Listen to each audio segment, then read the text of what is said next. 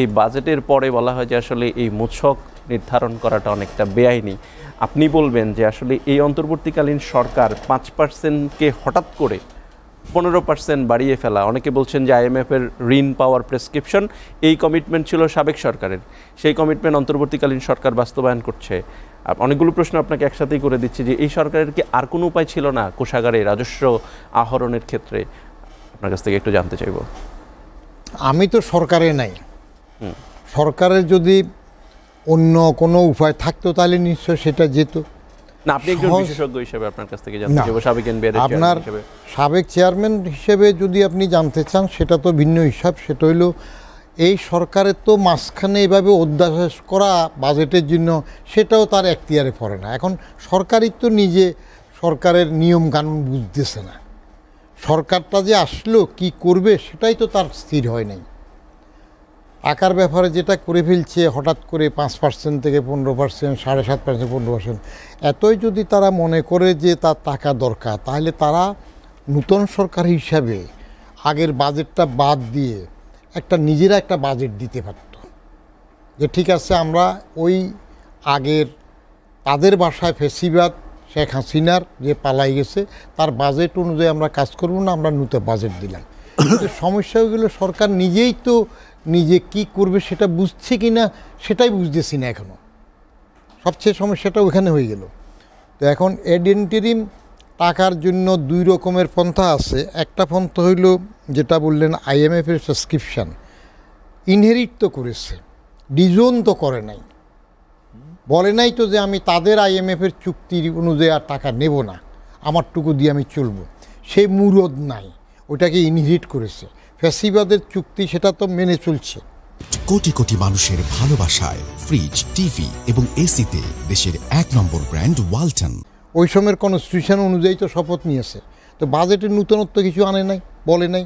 এখন টাকার দরকার পড়ছে, একটা হইলো IMF-এর শর্ত পূরণ করার জন্য, সেটা তাকে মানতে হবে টাকা আনতে হলে। আর দ্বিতীয় হইল রেভিনিউ কালেকশন, যেটা এটা তো ধস নেমেছে, কারণ অ্যাডমিনিস্ট্রেটিভ কোহেশন তো নাই। যারা কাজ করবে তাদের মধ্যে একটা ভীতি আছে। আপনি খেয়াল করবেন সরকারের মধ্যে যে কর্মকর্তা যাদেরকে বদল করতেছে সবগুলা বলতেছে আগের আলী যারা ছিল আলীগুলা বাদ দিতে হবে, আওয়ামী লীগেরগুলা বাদ যাবে। তো বাদ গিয়ে আনতেছে কাদেরকে? আলী বাদ গেলে কে আসবে? দল তো মোট 3টা, এর মধ্যে 2টাই এফিটুফিট করে আসে, একটা আলী একটা বাজাদ। তো আলী চলে গেলে বাজাদ আসবে, বাজার তো এখন লাফাচ্ছে, এখনই এসে যাবে, পারতেছে না। নিজেদের মুরদে তো হাসিনারা আউট করতে পারে নাই, ছেলেপেলেরা আন্দোলন করছে, হয়ে গেছে, আসছে, কিন্তু এসে যে অস্থিরতা দেখাচ্ছে। কিন্তু কর্মকর্তাগুলো আসছে কারা? রাজনীতিবিদ তারা না আসুক, কর্মকর্তা এখন যেগুলাকে আনছে এগুলা কিন্তু সবই ওই ঘরানার লোক, বাজাদ এবং জামাত ঘরানার লোক। এবং কেউ কেউ তো আমি একটু বলি যে তাদের মনকিন নকিরের সওয়াল জবাব শেষ হয়ে গেছে, সেগুলো আসছে। ওরা অনেক দিন পরে এসে খেই হারিয়ে ফেলছে, কি করতে হবে কোহেশন তো নাই। সরকার একটু বেকায়দায় পড়ে গেল। এই বেকায়দার থেকে এখন যে যেটা ইন্টারিম ব্যবস্থা দিতেছে সেটা করলো। রাজস্ব বোর্ডের চেয়ারম্যান যিনি, আগে যদি আপনার প্রশাসন ক্যাডারে থাকতো তখন বলে যে এরা বাইরে থেকে এসে করে, এখন যিনি আছেন তিনি তো অরিজিনালি ট্যাক্স ক্যাডারের মানুষ। হয়তো ওনার মাথায় আসছে যে সহজ পন্থা যে কোনো সময় আপনি দেখবেন যেটা সহজ এটাতে যেতে চায়। বাকি যেগুলো বললেন, যেমন করের বেলাও কী হয়, যে দে তার উপর অডিট করে, তার উপর বারবার চাপে, কিন্তু নূতন এক্সপানশানে নূতন ট্যাক্স পেয়ারকে ইনক্লুড করার চেষ্টাটা কম হয়, জরিপ করে যাবে সেটা করে না। আরেকটা কথা উঠলো যে আপনার কালো টাকা বা যারা পাচার করেছে নিয়ে আসা, সে নিয়ে আসার সামর্থ্য থাকলে তো আনতো, পারতেছে না তো, পারবেন কিভাবে? এর আগে যখন এরকম পাচার করলো কেউ আদালতের দ্বারস্থ হইলো, আদালতে তো বিচারহীনতা বলে যে তদন্তই করা যাবে না, তাহলে আপনি সেদিকে আনতে পারতেছেন না। এইদিকে আপনার নিজের কোহেশন নাই, যাদেরকে নিয়ে আসছেন তারা ধীরস্থিরভাবে নতুন কোনো প্রোগ্রাম দিতে পারতেছে না। তো সবটু লেজে গোবরে মিলে এখন দেখলো যে এটাই সোজা আছে, এটা মারো। ওই যে পত্রিকা দেখা গেল 12,000 কোটি টাকা হয়ে যাবে, আসবে, কিন্তু এতে কার কষ্ট হবে সেটা তো অরাজনৈতিক সরকারের বেশি বিবেচনায় থাকে না। রাজনৈতিক সরকার হলে তার একটা বিবেচনা থাকে যে আলটিমেটলি পরে আমি ভোটের জন্য যাব বা আমার নীতি নির্ধারণ কী আছে সেটার ইশতেহারে নির্বাচনী ইশতেহারের বাইরে যায় কিনা। এরা আসছে ওই ঠাডাপড়ি বগামূল্য ফকিরে বলে আমার কেরামত, সুযোগে চট করে চলে আসছে, কিন্তু কোনো মিশন কী হবে সেটা তো ঠিক করে নাই। আন্দোলন হচ্ছিল কোটার, শেখ হাসিনার এক গুণেমির জন্য প্রশাসনকে পা কাটলো। সরকার তো কোনো মিশন ঠিক করে না এখনও। যেটা করতেছে বিলম্বিত করার যেটা সূত্র আসছে সেটা হলো সংস্কার কমিশন। গভর্নমেন্টটা কিসের? আমি আগেও বলেছি গভর্নমেন্টটা হলো এনজিও গ্রামের গভর্নমেন্ট, কতগুলো এনজিও আর গ্রামীণের গ্রাম। তো এনজিও গ্রাম যখন বডির করা হয় ব্লকের জন্য তখন ব্লক পায়, এনজিওগ্রাম গভর্নমেন্ট এনজিওগ্রাম করলো, এনজিওগ্রাম করে ভাবলো যে অনেকগুলো আছে ব্লক, সেই জন্য কতগুলো কমিশনার করলো, প্রথমে 6টা পরে 10টা।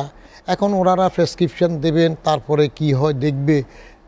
সেটার জন্য আমি এরপরও বলি ইউনূস সাহেবকে সময় দেন, এগুলোর যে হাত যেটা দিয়েছে এটাতে একটু সময় দেন, সময় দিলে উনি পারেন কি না। কিন্তু সাধারণ মানুষের উপরে তো চাপটা একটু বেশি হয়, কারণ কর এমন একটা জিনিস যেটি ধনী গরিব সবাই সমান দিতে হয়। এটি তো নিশ্চয়ই যারা মধ্য নিম্ন আয়ের মানুষ তাদের উপরে অনেক বেশি হবে হচ্ছে। অন্যায় হচ্ছে। শুনেন না, অন্যায় কোনটা রাষ্ট্রীয়ভাবে কোনটা অন্যায় কোনটা নেয়া সে বিচারটা কে করবে? মাস্তান কে? সরকার। সাভারেন্টি কার? সরকারের। বলা হয় যে রাষ্ট্রের। রাষ্ট্র তো একটা ধারণা, একটা আইডিয়া, ওটার বাস্তবায়ন হয় কার মাধ্যমে? সরকারের মাধ্যমে। তাহলে সরকার যেটা করে সেটাই তার সাভারেন্টি। জনগণ সরকার যারা আছে তারা জনগণকে নিয়ে কি চিন্তা করতেছে? জনগণের কথা চিন্তা করলে তো হঠাৎ করে এইটা করতো না, সংযমে যেত, দরকার হলে তার অন্যান্য জায়গা থেকে কাট করতো। কেমন আরও কিছু আছে, আপনি টাকার এত বেশি দরকার হইলে যাদের প্রচুর টাকা আছে সেদিক থেকে কিছু টাকা আদায় করেন, নেন। অনেকে কিছু 20% সরকারি ব্যয় কমাইলে 50,000 টাকা ব্যয় কমান, সেগুলা কমান, বা আপনি অন্যভাবেও নিতে পারেন। সারচার্জ হালকা করে সারচার্জে যান, কিছু লেবিতে যান, কিন্তু ঢালাওভাবে এভাবে ব্যবসার উপর করে দিলেন 5 থেকে 15টা গেল। আচ্ছা, এটা তো শুভঙ্করের ফাঁক আছে, করেছেন তো, কিন্তু এস্টিমেটেড ক্যালকুলেশন তো দেন নাই।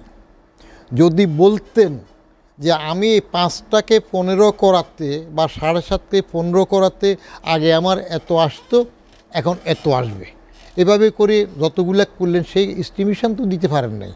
তো তাহলে যা আসে দেখা যাক। যেমন প্রাইস ডিক্লারেশন যেটি ছিল সেটিও তো নাই এখন। না, নাই প্রাইস ডিক্লারেশন নাই। তো প্রাইস ডিক্লারেশন যদি না হয় তাহলে এই যে 15% ভ্যাট সেটি আসলে সরকারের কোষাগারে কতটুকু যাচ্ছে সেটি আসলে নিশ্চিত করবে কে? কে নিশ্চিত করবে? যারা করা তারা কি ক্যালকুলেট করেছে নিশ্চিত করবে? পারবে না তো, পারবে না। জনগণ টাকা দিচ্ছে, সে টাকা আবার সরকারের কোষাগারেও পৌঁছাবে না, হয়তো আসবে না। আপনার যদি সিস্টেমটা এভাবে করা থাকতো যে অটোমেটিক চলে আসবে তাহলে না আপনি এনশিওর হতে পারতেন। কিন্তু যদি যাদের কাছে দেয়া হবে তারা যদি সেটা এখানে জমা না দেয়, সেই সিস্টেমাইজড ওইটাতে যদি এটাকে চেক না দিতে পারে তাহলে তো আপনি হিসাব মিলাতে পারবেন না। At the end of the day how many money are there in your basket, that must be ensure. না হলে আপনি রেট বাড়াইলেন লাভ হবে না। আবার এখন অর্থনীতিবিদ সবাই হয়ে যায়। প্রধান উপদেষ্টার কি একজন প্রেস রিলিজে বক্তৃতা দেয়, মাঝে মাঝে বলে যে এতে জনগণের উপর কোনো চাপ পড়বে না।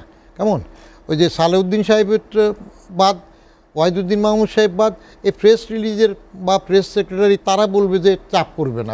কারণ কি বলতেছে, কিভাবে বলে যে চাপ পড়বে না? 15% ভ্যাট বাড়ানোর পরে চাপ পড়বে না। এরা বলতেছে আরেকটা কারণে যে অনেকগুলো ইসেনশিয়াল কমোডিটিজে শুল্ক জিরো করে দিয়েছে। তো শুল্ক যদি আপনি জিরো করেন তাহলে গভর্নমেন্টের কাগজে কলমে সেখানে শুল্ক নাই, কিন্তু সে জিরো করার প্রভাবটা বেনিফিটটা জনগণ পাচ্ছে কিনা। জনগণ যদি সে বেনিফিট না পায় তাহলে জিরো করার বেনিফিটটা কে পেয়ে গেল? অন্য পেল, মাঝখানে অন্যেরা পেল, তাতে প্রভাব তো পড়বেই, প্রভাব আসবে।